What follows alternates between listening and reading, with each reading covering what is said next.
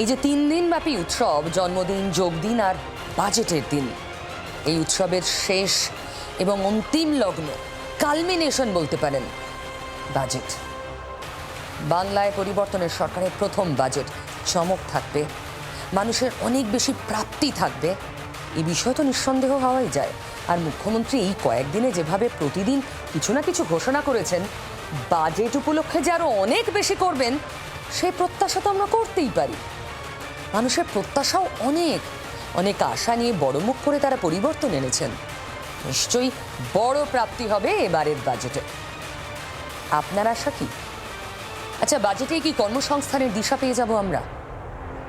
3টে বড় বড় কোম্পানির নাম অলরেডি আমরা মুখ্যমন্ত্রীর মুখে শুনেছি, ছবি দেখেছি। কর্মযজ্ঞ শুরু হয়ে গিয়েছে, টাটা ফিরছেই, মুখ্যমন্ত্রী বলেছেন, শ্রমিক ভট্টাচার্য বলেছেন। কর্মসংস্থানের নির্দিষ্ট রূপরেখা? अब बंगाल थमेगा नहीं, बंगाल अब इतिहास रचेगा। এবার বাংলা থামবে না, এখন ইতিহাস করবে। থামা নয়, এগিয়ে চলার শপথ। সেই শপথ নিয়ে সোমবার বিধানসভায় প্রথম বাজেট পেশ করবে বাংলার প্রথম বিজেপি সরকার। আগামী 22 তারিখ আমাদের রাজ্য বাজেট হবে। এই বাজেটে পশ্চিমবঙ্গের মানুষের যে প্রত্যাশা আছে আমাদেরকে কেন্দ্র করে, সেই প্রত্যাশাও আমরা পূরণ করার চেষ্টা করব। কি প্রত্যাশা আছে সাধারণ মানুষের? প্রত্যাশা বকেয়া ডিএ মেলান, মহিলা কেন্দ্রিক নয়া প্রকল্প, কৃষকদের সহায়তা বৃদ্ধি, গ্রামীণ অর্থনীতিতে বাড়তি বরাদ্দ, উত্তরবঙ্গ উন্নয়নে বিশেষ প্যাকেজ, পরিকাঠামোয় বিপুল বিনিয়োগ, শিল্প ও কর্মসংস্থানের রোডম্যাপ, স্বাস্থ্য ও শিক্ষা খাতে বিশেষ গুরুত্ব। কৃষিক্ষেত্রেও প্রত্যাশা কম নয়। সেচ, ফসল সংরক্ষণ, মৎস্য চাষে অতিরিক্ত বরাদ্দের আশা করছেন গ্রামীণ এলাকার মানুষ। শিল্পক্ষেত্রে একটা বিশেষ দৃষ্টি রাখা উচিত। আবার যারা একেবারে অসহায় অবস্থার মধ্যে পড়ে এখান থেকে বাইরে চলে যাচ্ছে, তাদের দিকেও একটা দৃষ্টি রাখা উচিত। বাজেটটা এমনভাবেই সাজানো উচিত। আমরা আশা করছি যে ডিএ সম্বন্ধে কোনো একটা সুনির্দিষ্ট কোনো একটা আমরা জিনিস, আমরা আশাটা আলো দেখতে পাবো ডিএ বৃদ্ধির, সেটাই আমরা আশা করছি। কর্মসংস্থান অবশ্যই সর্বপ্রথম, যেটা দীর্ঘদিন ধরে আমাদের এখানে কোনো কর্মসংস্থানের কোনো ভালো ব্যবস্থা নেই, সেটা হোক, সেটাই আমরা চাই।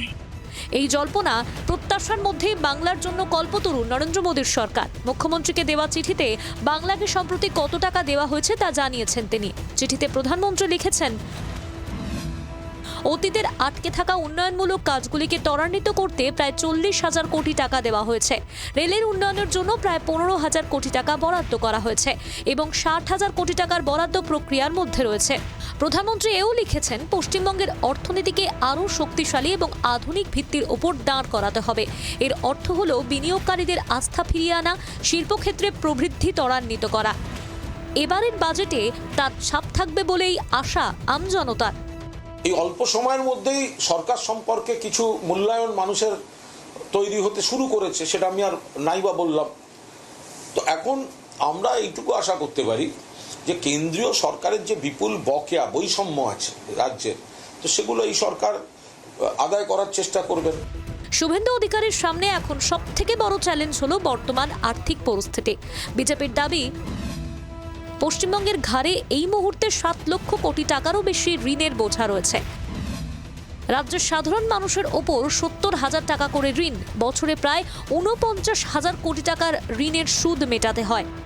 আমরা যেভাবে আগের সরকার 8 লক্ষ কোটি টাকার ঋণ মাথায় দিয়ে গেছে, সেটাকে ব্যালেন্স করে তো বাজেটটা করতে হবে। সুতরাং একটা জেনারেল একটা ছবি দেওয়া হবে, তারপর তো ইন্ডিভিজুয়াল ডিপার্টমেন্টের বাজেট হবে। বিপুল ঋণ শোধ করে সামাজিক কল্যাণমূলক প্রকল্প চালু রাখা, সঙ্গে শিল্পায়ন ও পরিকাঠামো উন্নয়নের রোডম্যাপ তৈরি। সোমবার অর্থনীতির ঝুলিতে কি কি চমক থাকে সেটাই দেখার। বাংলার আওয়াজ, বাঙালির আবেগ, জি 24 ঘন্টা।